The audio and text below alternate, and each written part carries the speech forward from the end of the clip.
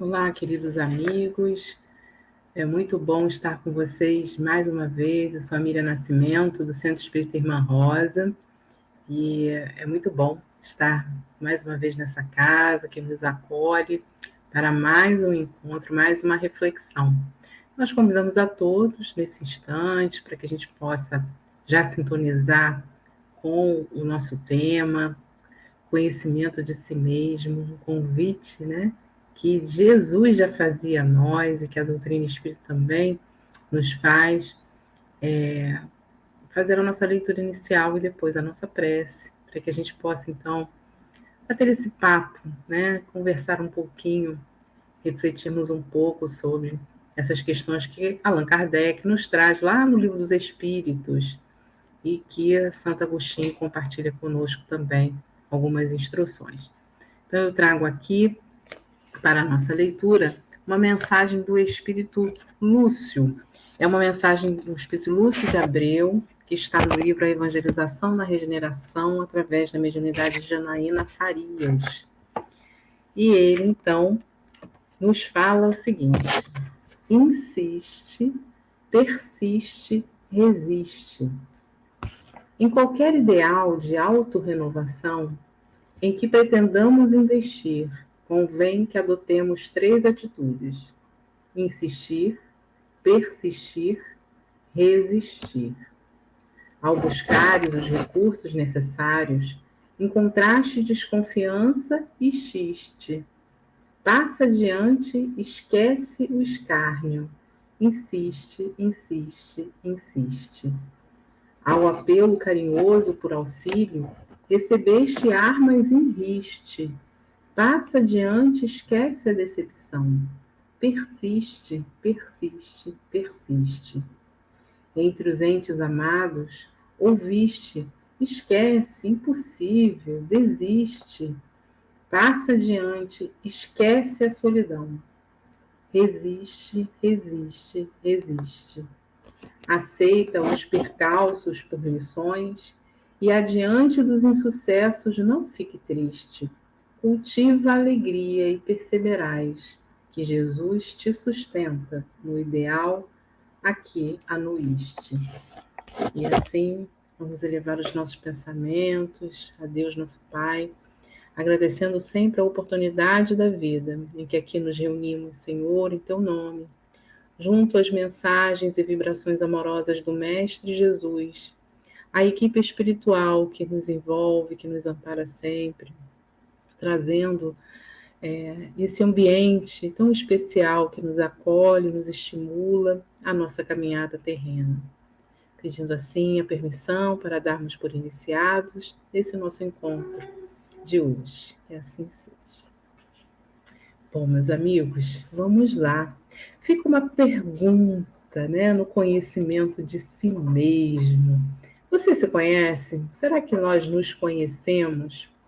Lá há muito tempo atrás, né, muito antes até da vinda de Jesus, muitas pessoas já se perguntavam, já falavam sobre o conhecimento de si mesmo, né, como uma ferramenta de melhora, da gente conseguir chegar a um objetivo, né, um objetivo de melhora, de transformação, de mudança.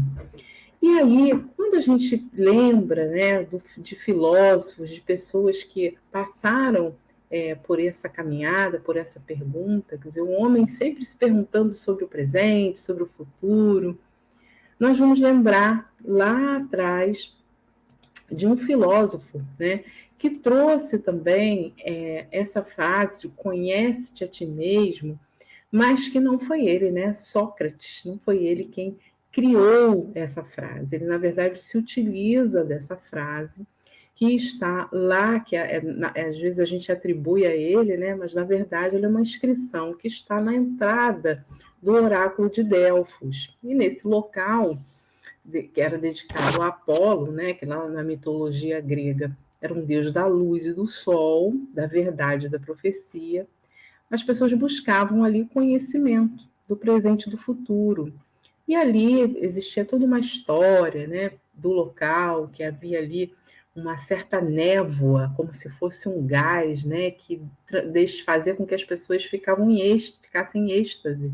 E essas pessoas, então, acabavam trazendo algumas informações. Em geral, eram ali sacerdotisas, conhecidas como as pitonisas, essas pessoas eleitas, né, que traziam ali essas revelações. Então, iam pessoas comuns, como também grandes líderes, várias pessoas buscando respostas, buscando soluções para os seus problemas. E num desses momentos, vai ali um companheiro de Sócrates, né, perguntar quem seria o homem mais sábio de toda a Grécia. E ali, então, a Pitonisa diz que seria Sócrates. E Sócrates, ao saber, fica se questionando, mas por que eu? Né? E aí ele começa a entender que, na verdade, talvez ele fosse ali um bom usuário da sabedoria, né? Porque ele começava a trabalhar nele a consciência de que ele nada sabia, de que ele ignorava muitas coisas ainda e era um ser em constante aprendizado. Então, o saber, né, ter a sabedoria não significava ser detentor de todo o conhecimento, mas aquele que está com o coração humilde, pronto a receber também esses conhecimentos e de saber utilizá-los de forma coerente, de forma saudável, de forma justa para com ele mesmo e para com o próximo, né? Então, Sócrates se apropria disso para as suas reflexões, para os seus ensinamentos, quando ele compartilhava ali com os seus discípulos esse pensamento. Então, avançando nesse sentido, né, quando Allan Kardec vai nos fazer essa pergunta lá no Livro dos Espíritos, né, nós estamos aqui, olha, fugiu aqui um pouquinho. Nós estamos aqui trabalhando, né, a questão das emoções, a questão daquilo que sentimos, daquilo que muitas vezes está, olha, nosso semblante, né, é uma coisa, mas o que está por trás da gente? São tantas emoções, tantas coisas que revelam os nossos sentimentos, os nossos pensamentos, as nossas bagagens espirituais, né? Ora estamos aí sorrindo, ora estamos assustados, ora estamos ali pensativos, né? Às vezes intrigados, às vezes angustiados, e isso tudo tem ali uma base que a doutrina espírita nos traz, né? Mostrando que nós somos esses seres individuais, criaturas divinas, que trazemos uma bagagem espiritual, um aprendizado, as nossas conquistas, e que temos aí muita coisa pela frente, e que a cada existência há, então, uma grande oportunidade de aprendizado, né? Então, estamos aqui, olha, com a pergunta que Kardec traz, né? Qual o meio prático mais eficaz para se melhorar nessa vida e resistir ao arrastamento do mal?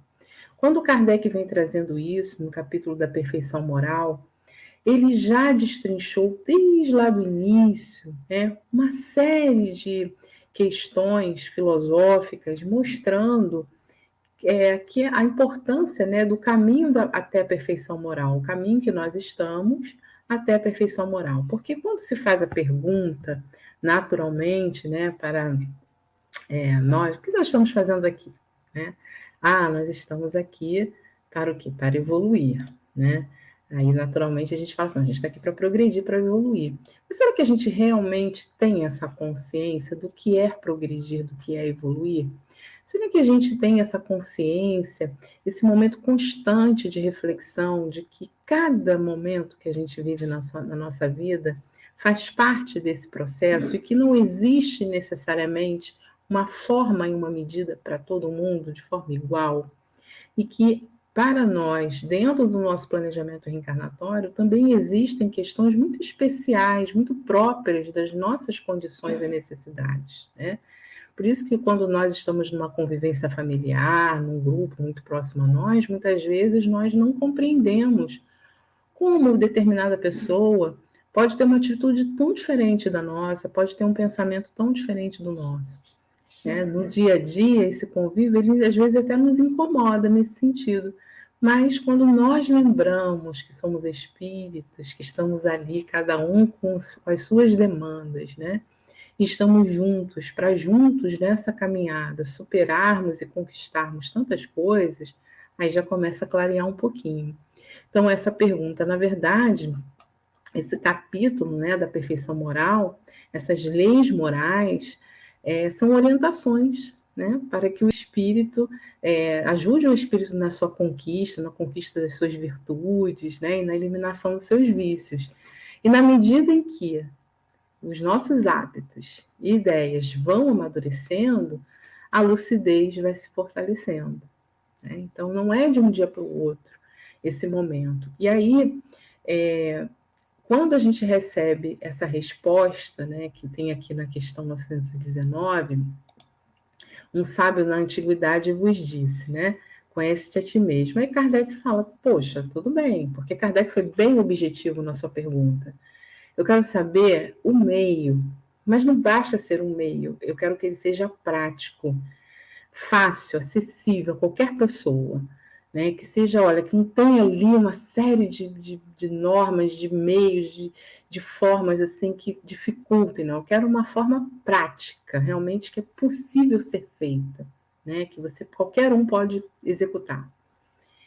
E mais eficaz, que realmente seja um modo que funcione, né? É fácil de fazer, é possível fazer e funciona, para que a gente possa se melhorar. Porque a gente sabe, nas nossas reflexões, na medida em que a gente vai amadurecendo e vai tendo essas consciências, aprendendo a lei de causa e efeito, né? Com a lei de causa e efeito, que tudo que nós fazemos trazem consequências, podem ser positivas, podem ser negativas, mas trazem consequências, né? Nós, então, começamos a perceber que essa forma de melhorar, né, a necessidade de se melhorar, de superar desafios, de evitar sofrimentos, né, de ter uma consciência mais tranquila, é uma vontade nossa, é um desejo nosso. A gente até sabe o que a gente deve fazer, a gente até sabe que temos ali adormecidos algumas virtudes, né? Mas não conseguimos, muitas vezes, despertar essas virtudes. Porque estamos viciados em alguns hábitos que muitas vezes nos acomodam, porque são confortáveis, né? Porque dão trabalho para que sejam trabalhados. Então, assim, a gente acaba se acostumando com determinadas condições, com determinados formatos que nos rotulam, né? Que nos deixam limitados. Então, muitas vezes, uma situação em que a gente sabe que é nociva para a gente, mas a gente insiste nela. Por quê? Porque para que eu desperte uma virtude que venha a, superar esse vício, esse hábito, para que mude, há que haver um esforço nosso, há que haver um movimento nosso. Então, qual é esse meio? Conhece-te a ti mesmo. Eu preciso me conhecer. É me conhecendo, é sabendo as minhas demandas, é que eu vou conseguir, então, atender essas demandas, né? Ora, se você vai com o objetivo à padaria, sabendo exatamente o que você quer comprar, e você vai chegar lá e vai procurar, né? Se tem, ótimo. Se não tem, ou você volta para casa ou você vai buscar aquilo ali que você precisa, né? Ou você vai adaptar, enfim, mas você sabe o que você quer. Então, mas se eu não sei, se eu chego lá e falo, olha, eu não sei, então vamos lá lá no País das Maravilhas, né? Quando a Alice pergunta ao gato de botas o caminho que ela deveria seguir, porque ela sabia que ela tinha que sair dali, ela tinha que caminhar, ela tinha que ir para algum lugar, mas ela não sabia qual o caminho que ela deveria seguir, né? E aí então ela pergunta, mas qual o caminho que eu devo seguir? E ele fala, mas para onde você vai? Para onde você quer? Eu não sei, então qualquer caminho serve. Então, na medida em que nós sabemos que nós desejamos a consciência tranquila, trabalhar essa fé no futuro, né? Trabalhar a boa convivência, nos desapegarmos, né? Deixarmos para trás o homem velho e fazer essa construção do homem novo acontecer, a gente nem sempre consegue fazer isso realmente, efetivamente acontecer. Então, é isso que Kardec está perguntando. Tá, eu já tenho conhecimento, eu já sei que a gente precisa, né, trabalhar, despertar as virtudes, porque elas já são, já nos pertencem, elas só estão adormecidas. Eu já sei disso, já sei que o caminho é esse, mas eu quero praticar, eu quero fazer. Como é que é? Agora eu vou pegar, botar a mão na massa, né? Então, é um processo. A gente não compra isso no mercado, né? A gente não compra isso num vídeo no YouTube. A gente passa pelo processo. A reencarnação é um processo de grande trabalho de despertamento das nossas virtudes, né? É um presente, por isso é um presente para nós. Então, quando ele diz, um sábio na antiguidade vos disse, conhece-te a ti mesmo, Kardec fala, tá, eu já sei disso, né? Eu já entendi que a gente tem que passar por esse processo do conhecimento de si mesmo. Mas como eu faço isso efetivamente, né? Eu tenho essa consciência, mas como eu faço isso efetivamente?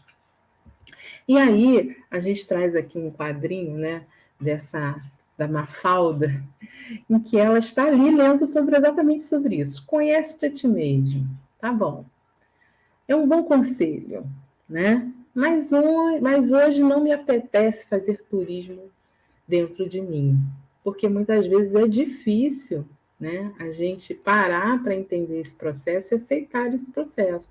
A gente está num turbilhão tão grande, né, de grandes emoções, de grandes experiências, e a gente não consegue, como Kardec diz, muitas vezes se deslocar para o alto da montanha e atentar para um outro ponto de vista. A gente vai lembrar lá do Evangelho segundo o Espiritismo, né, quando Kardec fala traz lá no capítulo 2, falando sobre essa questão, meu reino não é deste mundo, né? Quando Jesus mostra que existe algo além daquela situação que a gente está vendo. Além daquela imagem, o que está por trás dessa imagem? O que está por trás de uma cura? Quando todo mundo esperava que Jesus fosse lá e salvasse. Jesus está passando. Opa, vou lá onde Jesus está, porque eu tenho uma dor muito grande, eu tenho um problema, eu quero que Jesus me salve. Eu ouvi falar que ele cura. E quando essas pessoas se deslocavam, encontravam com Jesus e a cura acontecia, o que Jesus dizia? Vai que a tua fé te curou. Há um movimento da própria pessoa, né? Então, por mais que tenhamos ajuda, por mais que tenhamos circunstâncias a nosso favor, o movimento precisa ser nosso. Mas nem sempre, como diz a Mafalda, nos apetece fazer esse turismo dentro da gente, né? Então, é preciso que a gente comece a buscar recursos para nos ajudar nesse conhecimento, que é um processo, às vezes, doloroso para muitas pessoas, mas, ao mesmo tempo, é bom, é saudável, em que a gente busque, como é importante a gente buscar um diagnóstico junto ao médico, numa consulta para tratar de uma doença, do que ficar no Google, né, tentando descobrir o que é, qual remédio que deve tomar. Enfim, mais assertivo seria ir na causa para tratar e não ficar só tratando dos efeitos, né? Isso é um costume muito do ser humano ainda, até nas questões sociais, nas questões públicas, né, que atingem a sociedade como um todo, solucionar, atender aos efeitos. Porque nós reclamamos muito dos efeitos, mas a gente não se dá conta de que nós contribuímos para as causas que geram esses efeitos, né? Quando nós alimentamos a violência, muitas vezes de forma passiva, né? Com palavras, com pensamentos, com a forma como nós desrespeitamos as pessoas ou deixamos de respeitar, né? Ou como nós nos relacionamos, nós fazemos parte de um grande ciclo de violência e que essas violências passivas acumuladas, elas podem culminar numa violência ativa que chega até nós. E nós falamos assim, mas esse mundo está muito violento. E a gente se pergunta, onde é que eu me encontro? Muitas vezes eu defendo a não violência cometendo outra violência. Né? Olha, eu não quero defender, não quero mais aceitar essa violência que está chegando até mim. Mas eu não consigo me perceber parte desse processo da violência, porque às vezes eu vou entender que a violência é só aquela que é o efeito que bateu em mim, literalmente. Me lesou, né, que me roubou, que me matou, que me machucou, mas aquela violência passiva, da injustiça, da falta de compaixão, da falta de empatia, do preconceito, né? Às vezes das brincadeiras e das piadas preconceituosas, da forma como a gente vê o outro, né? Do egoísmo, do orgulho, estão ali alimentando, fervendo, né? Fermentando esses elementos que vão culminar nessa grande violência. Então é um ciclo, né? E aí a Mafalda também tem ali as suas demandas, né, as suas dificuldades, então vai Kardec perguntar também, né, não satisfeito, ele vai falar, tudo bem, a gente compreende toda a sabedoria dessa máxima, né, porque quando a gente vai lá na época de Sócrates, eu fiquei me perguntando assim, ora, se existe um portal, existe um local onde as pessoas vão se consultar, tentar saber do seu presente, do seu futuro, qual decisão tomar sobre as suas vidas, qual a lógica de ter um portal que receba essas pessoas com o título Conhece-te a ti mesmo? Se você já vai conhecer a verdade dita por outra pessoa, para você seguir, qual o objetivo de conhecer-se a si mesmo?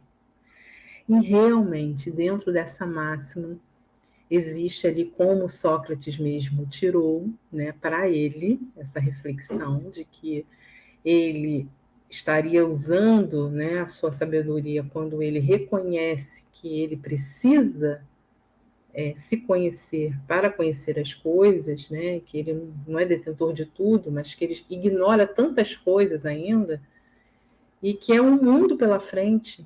Olha quanto tempo nós temos de reencarnações para aprendermos, né? Para nos tornarmos cada vez mais espíritos que realmente estão ali se aproximando, né, dessa perfeição, dessa perfectibilidade, né, próxima ali ao que nos destinou, por exemplo, ao nosso guia modelo Jesus, né? Porque Jesus também passou por todas as etapas que nós passamos, nós sabemos disso. E aí eu fiquei me perguntando, mas por que então tem, né, esse título ali na frente? E aí conta um trecho dessa história, os historiadores contam que muitos líderes, né, que promoviam guerras por disputa de poder, iam lá saber. E que um deles foi ali saber como é que estava ali a situação da nação dele, né, da comunidade dele em relação à guerra, e foi avisado a ele que haveria ali um conflito e que ele se preparasse para esse conflito, né? Só que ele estava achando que o conflito aconteceria e que ele iria até um determinado lugar e que esse conflito aconteceria e que mortes, e que, enfim, que ia ser uma tragédia. Mas, na verdade, o conflito veio até ele, né? E ele não se preparou. Então, é justamente aí que está a importância de você, antes de ter acesso a esse conhecimento, você se conhecer, né? Quando a gente convive com alguém, quando a gente convive com a informação, até a própria informação da doutrina espírita, que o espiritismo traz, essas verdades universais, se nós não entramos em contato com aquilo que é nosso, com aquilo que é a nossa necessidade, o que vamos fazer com isso? Qual o sentido de respostas, das mais de 1000 respostas do Livro dos Espíritos, se a pergunta a gente não se conecta com as perguntas, né? Então, de que adianta a gente ter aquele líder ter tido uma resposta se ele não pôde raciocinar por si mesmo, se ele não pôde fazer uma avaliação? Então, era preciso, antes de fazer bom uso do conhecimento, saber se conhecer. Olha, eu já sei que eu tenho uma tendência a fazer fofoca. Adoro uma fofoca. Então, eu já sei que se eu me meter nesse tipo de conversa, com esse tipo de grupo de pessoas que tem essa ocupação, eu vou com certeza contribuir para aquilo e também receber aquilo que de alguma forma não vai ser tão produtivo para mim, né, enquanto espírito. Então, eu já vou ficar observando aquilo. Não, eu não vou negar que eu tenho isso, né? É importante a gente aceitar. Olha, eu tenho que reconhecer que eu tenho essa limitação, porque é reconhecendo que a gente tem a dor que a gente precisa tratar e que a gente vai conseguir tratar, né? Se a gente não aceitar, se a gente sequer reconhecer. Então, eu reconheço que certas coisas me irritam, eu reconheço que ver certos assuntos ou certa pessoa me incomoda, né? Mas eu preciso pensar por que aquilo me irrita, por que o que aquela pessoa faz dentro da minha casa, às vezes a gente tem rotinas, né? Eu acho que a gente convive com a pessoa tem metodologias diferentes, né? E outro dia eu estava conversando com uma pessoa que eu estava atendendo no meu trabalho, e ela estava assim, olha, por favor, eu quero que você ajude a minha filha a arrumar os livros, né? Fez uma estante lá para os livros, eu quero que ela arrume, eu não entendo por que ela não arruma, por tamanho, por cor, para ficar tudo bonito, né? E aí ela fala, mas a filha falava, mas mãe, eu arrumo por assunto que me interessa. Ela pode, esteticamente, pode não estar bonito, mas é a forma como eu gosto de ler, como eu gosto de acessar aqueles livros. Então, às vezes, a metodologia, aí cria um conflito familiar, né? Porque muitas vezes a gente quer impor essas metodologias, esses formatos para os outros, que nós achamos que é certo, e o outro não faz, então a gente já achou que é errado, né? Que aquilo ali não funciona, que aquilo ali não tem, está fora do eixo, né? Então a gente percebe assim que existem momentos, né, na nossa vida que a gente tem que repensar. Como a gente abrir uma mensagem, muitas vezes a gente abre uma mensagem, uma leitura, e fala assim, nossa, essa leitura aqui, fulano, tinha que ler isso, né? Porque é perfeita essa mensagem para ela. Só que se nós abrimos a mensagem, com certeza, meus amigos, essa mensagem é para nós, né? Então, a gente prestar atenção justamente no que ele está falando aqui, olha, quando a gente compreende essa máxima, tudo bem, mas a dificuldade está exatamente em como se conhecer. Qual o caminho para se conhecer, né? Qual o método para a gente chegar até isso? E aí, então, vem então o Espírito Santo Agostinho, o Agostinho, né? Conhecido ali como Santo Agostinho, vem nos dar essa instrução. E aí a gente vai separar aqui 3 momentos que Agostinho traz para nós nessa mensagem, que é o encontro consigo mesmo, como interrogar-se e o valor do investimento moral, né? Então, nesse primeiro momento, um encontro consigo mesmo. Olha, eu estou ali de frente para o espelho, olhando para mim. Então, é preciso que a gente tenha um momento, né? E esse momento que ele diz assim, eu, na minha existência, na minha última existência, ele criou esse método para ele. Então, ele está dizendo assim, ó, na prática, eu vou dizer assim o que eu fiz, né? A minha experiência. Eu reservava um tempo ao final do dia para fazer a minha reflexão. Então, eu refletia o que tinha acontecido ao longo do dia, as coisas boas que eu consegui, as coisas ruins, as coisas que não deram certo. E eu interrogava a minha própria consciência sobre tudo aquilo que havia vivenciado ao longo do dia. E aí é interessante porque hoje a gente pode pensar assim, né? Inspirado no que Agostinho fazia. A gente pode criar nossa metodologia.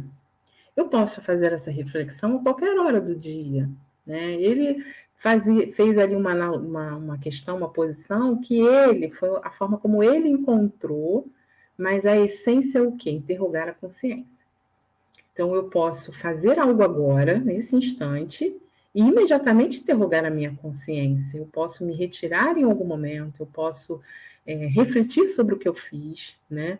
E muitas vezes a nossa facilidade é porque a gente já descansou, já parou do movimento de atividades, a gente parou, deu aquela relaxada, né? Mas muitas vezes eu posso fazer isso a qualquer momento, o momento que eu me senti mal, que aquilo me fez mal, eu posso me retirar de alguma forma, parar para pensar naquilo, fazer uma prece, ouvir uma música, tentar relaxar, tentar, naquele momento, parar para refletir. Fazer uma pequena análise sobre aquilo que aconteceu, como eu me senti, por que isso me irritou tanto, por que isso me incomodou tanto, Por que que isso me emocionou tanto? Porque não é só coisa ruim, né, gente? A gente tem que reconhecer nossas pequenas conquistas, porque hoje eu já fiz melhor do que ontem, né?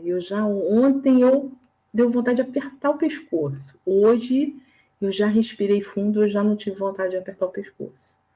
Só deu vontade assim de dar uns petelecos, né? E amanhã, como será? Então, o que me faz sentir? O que que o outro faz que desperta em mim algumas questões que não são saudáveis? Porque o outro vai ter essa responsabilidade pelas suas atitudes.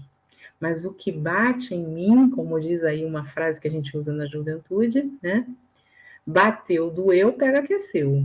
Então, assim, se bateu em mim, doeu, peraí, que tem a ver comigo, né? O que é que está comigo? Jesus falava isso muito com Pedro, né? Porque Pedro era um pouco explosivo, ele tinha ali algumas questões que vinham que ele não conseguia muitas vezes segurar, e Jesus falava com ele, né? Para que ele pudesse perguntar, né, a ele mesmo, pensar sobre ele mesmo, por que que aquilo mexia tanto com ele.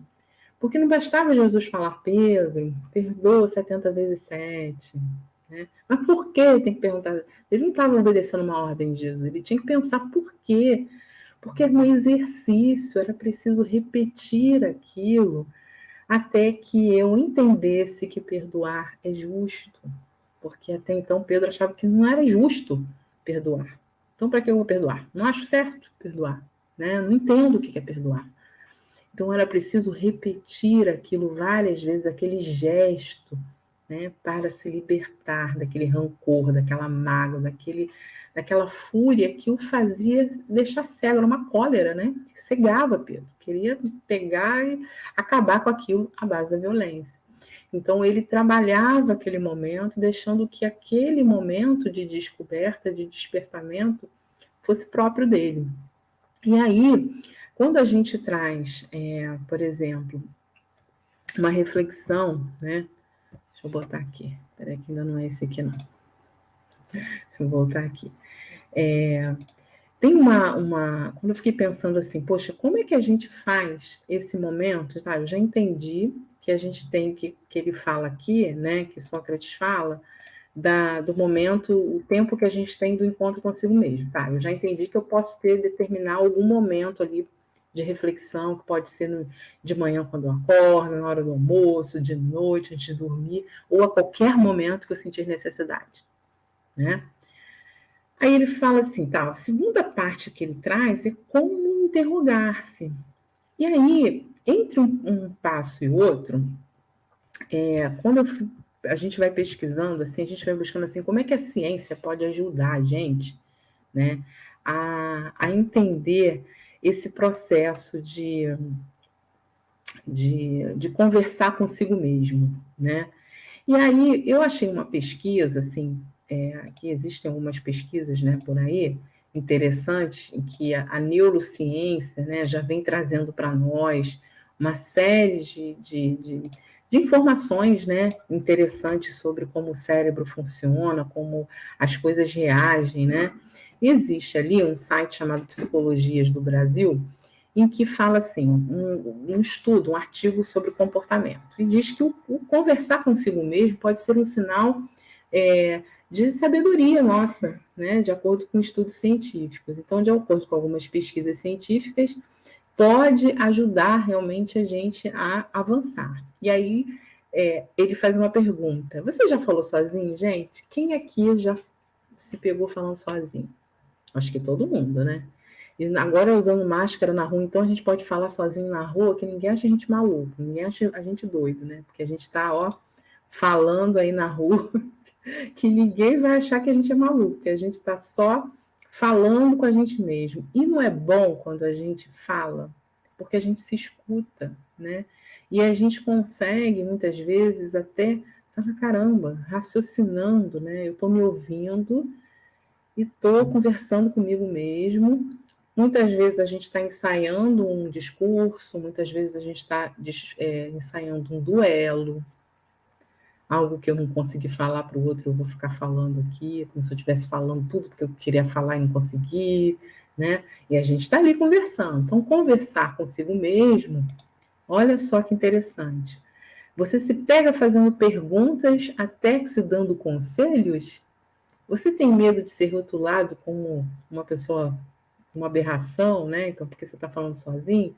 Então, o estudo diz assim: não se preocupe, de acordo com algumas pesquisas científicas, conversar consigo mesmo pode ser um sinal, né, de uma inteligência superior, de um bom uso, né, que a gente está usando a nossa inteligência. E aí ele levanta aqui algumas questões, como, por exemplo, pessoas que ele diz lá que alguns benefícios, né, da autoconversa, de acordo com a ciência. Que o nosso cérebro funciona melhor. Aqui é um artigo, né, gente? A gente sabe que sempre tem pesquisas que vão trazendo outras questões, né? Mas a gente está trazendo aqui só para a gente poder pensar um pouco. O cérebro pode funcionar melhor. Então, tem lá um pesquisador, o Daniel Swingley e o Gary Lupin, renomados psicólogos, né, no estudo publicado no Jornal Trimestral de Psicologia Experimental, que descobriram que conversar consigo mesmo é um recurso realmente saudável. E eles fizeram um experimento, né, com 20 pessoas que receberam o nome de uma coisa, uma batata, uma maçã ou um queijo. E foi pedido para encontrarem um item no supermercado. No primeiro caso, eles tiveram que fazer silenciosamente, enquanto no segundo eles foram autorizados a falar o nome do objeto atribuído. Então, na segunda vez em que eles puderam falar o nome, eles completaram a tarefa com mais eficiência, porque falar a voz em voz alta ajudou o ouvido a ouvir o item e tornar mais fácil para o cérebro reter a informação. Né? Olha que interessante, os nossos sentidos, a cognição, como tudo vai funcionando para ajudar a gente, né? A gente não vai sair daqui falando o tempo todo sozinho, né, gente? Mas a gente vê que em alguns momentos essa conversa ajuda, né? A gente a entender melhor esse processo de descoberta. Aí diz assim, que pode dar maior clareza mental, né? Então o Gary, ele fala que falar consigo mesmo não é sempre útil se você não souber realmente como é um objeto. Dizer o nome dele pode não ter efeito ou até mesmo te atrasar. Se, por outro lado, você souber que as bananas são amarelas e têm um formato particular, ao dizer banana, você está ativando essas propriedades visuais no cérebro para ajudá-la a encontrá-las. Né? E aí vão falando aqui também. Pensar em voz alta, você está ajudando a sua mente a visualizar seus pensamentos e a pensar sobre eles de maneira muito mais clara. Lembra quando a gente começa a ler um livro, por exemplo, como os livros de Emmanuel, né, 2000 anos, que é uma história lindíssima, e ele vai contando todos os detalhes, parece que a gente está lá, parece que a gente sente até o cheiro. E se imagina, só aquilo está sendo construído, aquela imagem na nossa mente. Né? E muitas vezes a gente falando, escutando alguém falar sobre algo, que a gente está andando no mar, que a gente está ouvindo o barulho da água, que Jesus está sentando ao nosso lado, parece que a gente está naquele cenário, né? Ajuda você a aprender melhor e mais rápido. Então, ele diz assim que esse discurso autodirecionado pode ajudar a orientar o comportamento das crianças, com as crianças muitas vezes fazendo passo a passo em tarefas, como amarrar os cadarços, como se lembrarem de concentrar no trabalho, né? E organiza a conversa caótica em sua mente. Eu achei isso muito interessante, né? Às vezes a gente está naquela confusão, aquela coisa toda, opa, tudo misturado, as emoções, aquela coisa toda. E a gente, então, aí diz aqui, a psicóloga Linda Sapadin diz que quando pensamos silenciosamente as possibilidades. Isso é importante.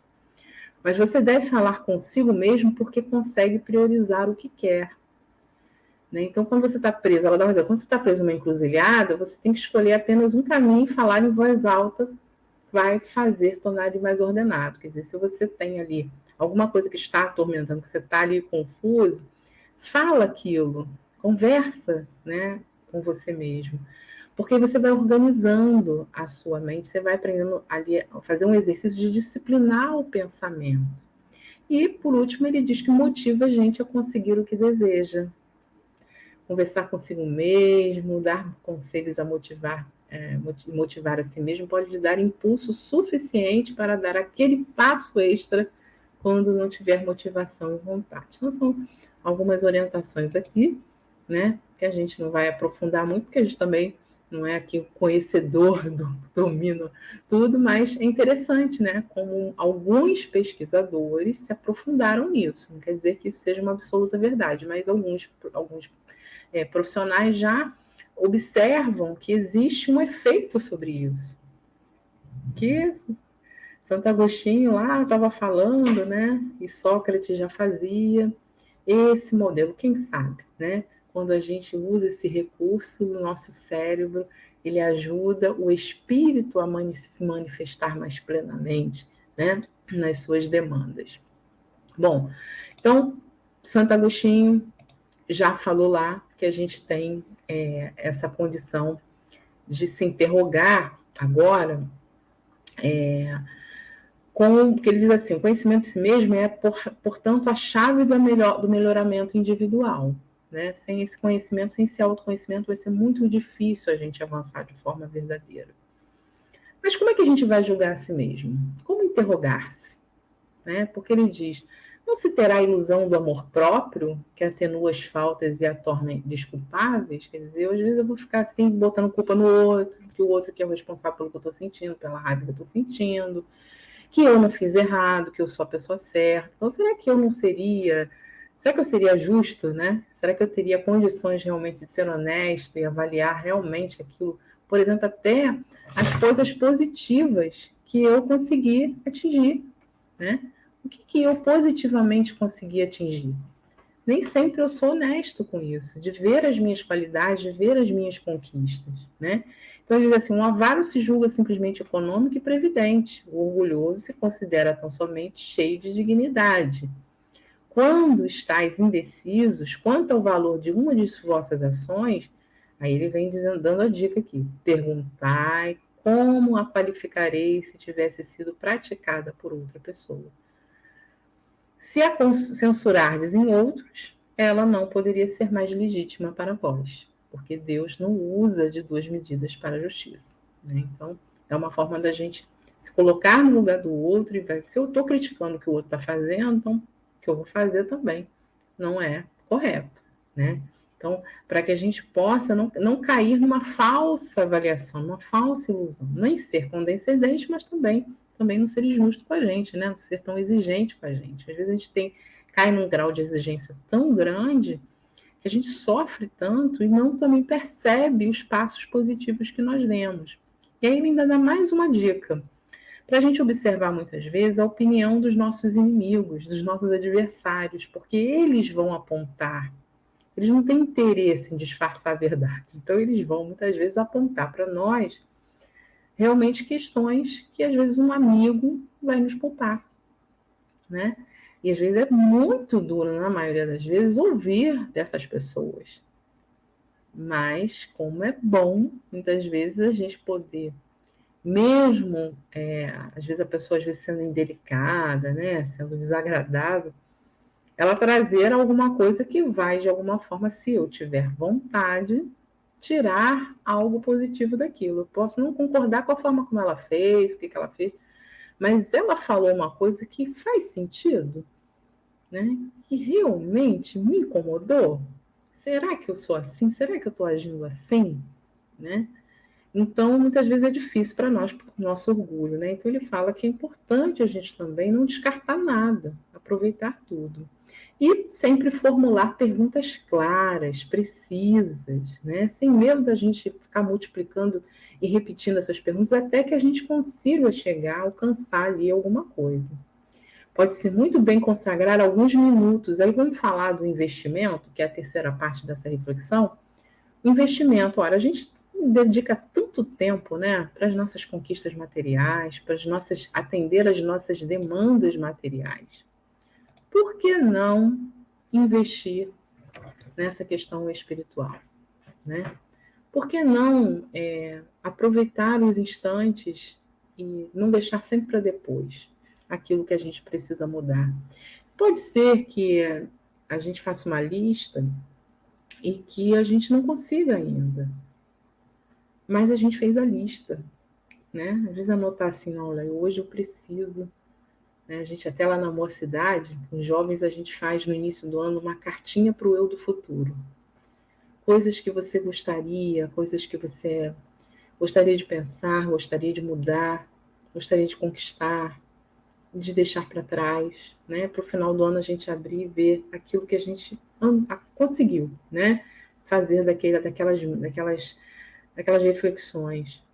Então, o tempo todo a gente pode estar revendo o nosso caminho, né? Nós somos um livro em construção, que está sendo escrita, a nossa história está sendo escrita.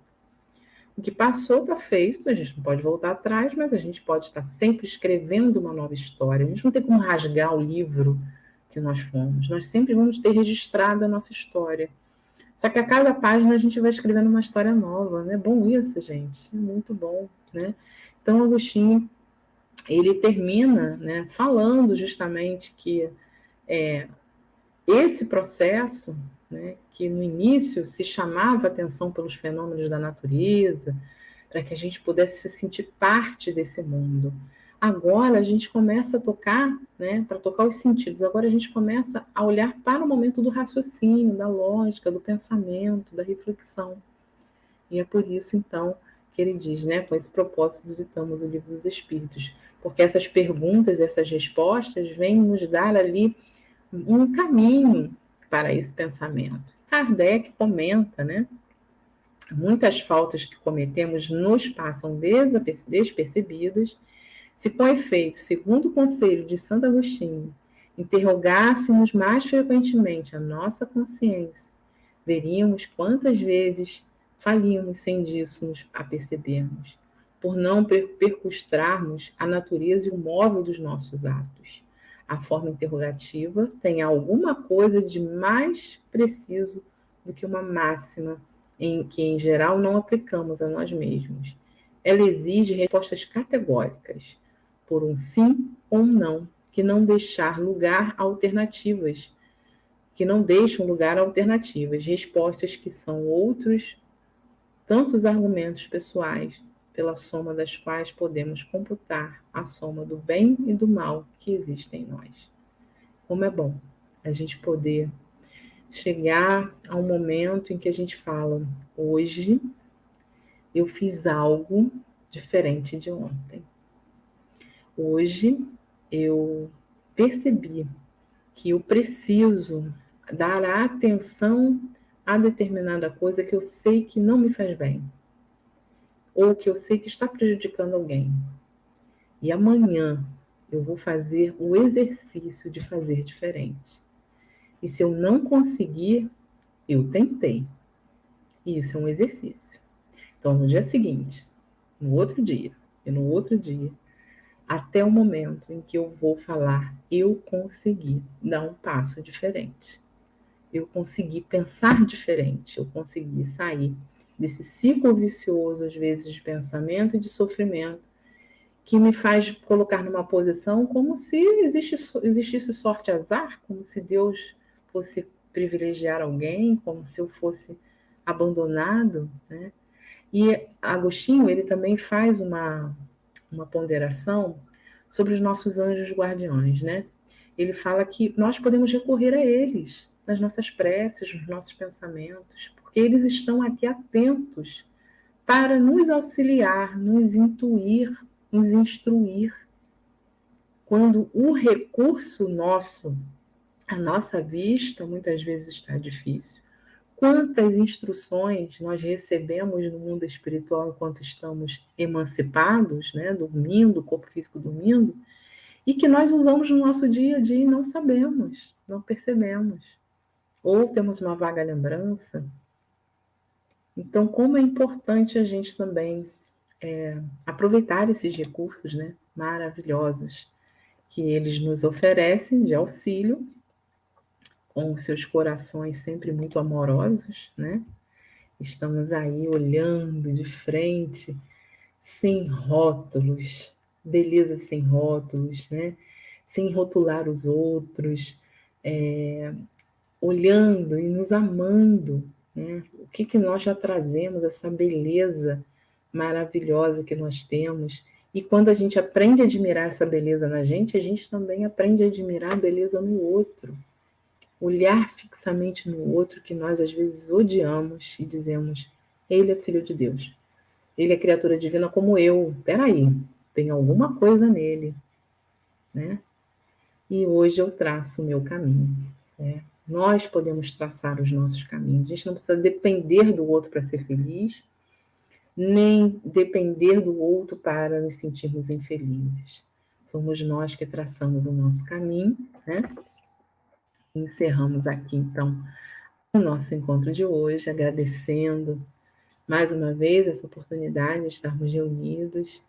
Desejo a vocês um ótimo encontro, que vocês conversem bastante com vocês mesmos, né? Que vocês possam ter esse grande encontro diário e que todos nós possamos reconhecer as nossas conquistas, as nossas alegrias, as nossas falhas, mas para que elas possam ser superadas e não simplesmente que sirvam de agulhas, né, ferindo os nossos corações.